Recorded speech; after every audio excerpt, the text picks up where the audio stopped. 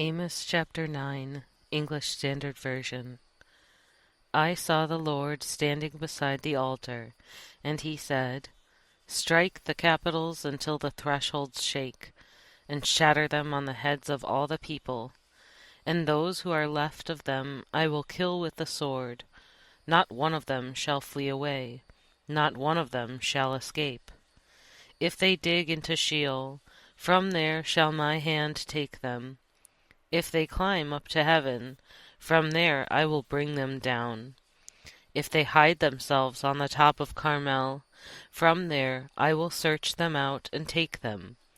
And if they hide from my sight at the bottom of the sea, there I will command the serpent, and it shall bite them. And if they go into captivity before their enemies, there I will command the sword, and it shall kill them. And I will fix my eyes upon them for evil, and not for good.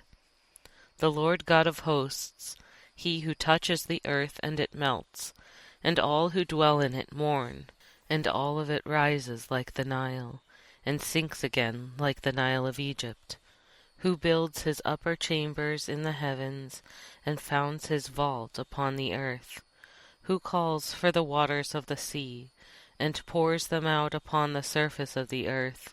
The Lord is his name. Are you not like the Cushites to me, O people of Israel? Declares the Lord.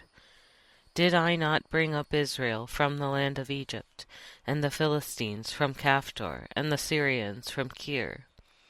Behold, the eyes of the Lord God are upon the sinful kingdom, and I will destroy it from the surface of the ground, except that I will not utterly destroy the house of Jacob, declares the Lord. For behold, I will command, and shake the house of Israel among all the nations, as one shakes with a sieve, but no pebble shall fall to the earth. All the sinners of my people shall die by the sword, who say, Disaster shall not overtake or meet us. In that day I will raise up the booth of David that is fallen, and repair its breaches, and raise up its ruins, and rebuild it as in the days of old, that they may possess the remnant of Edom, and all the nations who are called by my name, declares the Lord who does this. Behold, the days are coming, declares the Lord, when the plowman shall overtake the reaper, and the treader of grapes him who sows the seed. The mountains shall drip sweet wine, and all the hills shall flow with it. I will restore the fortunes of my people Israel, and they shall rebuild the ruined cities, and inhabit them.